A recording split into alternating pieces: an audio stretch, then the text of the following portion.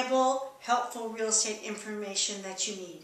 In our ongoing series on how to sell a HUD home like a pro for real estate agents, we're going to be discussing some of the common mistakes that real estate agents make when doing a sales contract. So I'm going to take a couple of minutes out of my busy schedule. I'm making soup for a sick friend to take over there.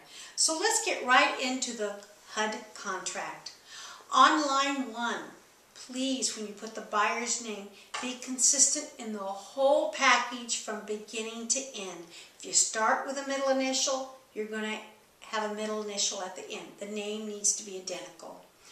Also, in line 2, at the very back, it's going to ask how they're going to take title. Now that will begin your buyer's name. But the last word says style. That means the same thing as vesting, which would be like community property, joint tenants, single, or unmarried. That will need to go in that slot.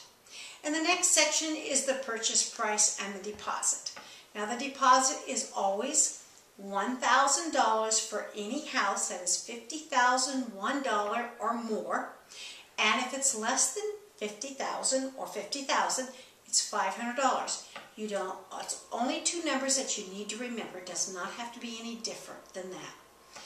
It also asks that the closing deposit will be held by, and I want you to write these words in there, HUD's designated closing agent, because it can vary depending what state or where you live. If you go on to the next section, it talks all about financing in number 4, from FHA, conventional to cash, and the appropriate boxes you're going to check. For instance, if you're doing a 203B, you're going to check that box. We're going to go into the other types of FHA in later part of our series. 5 talks about closing costs.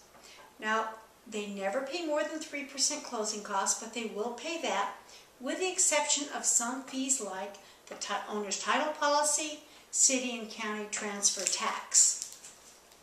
Line B, A, and 6A and 6B is commissions for the real estate agents listing and selling. But one of the very most important lines in the whole thing is what line 7 ends up being. That is the net to HUD. That is the number that they're looking at to accept or not accept your contract. They're going to take your sales price, your closing costs, commissions. There's your net. That is what will make or break your offer. After that, it's just simple questions like, is it owner occupied? The length of escrow is always 45 days, unless it's a 203B.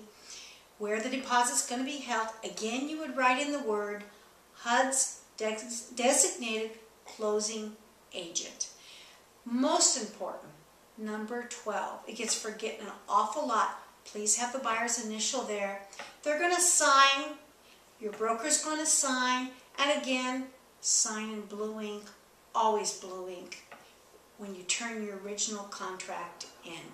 No whiteouts, no mistakes. Do it perfect and send it on over to HUDPEMCO.com.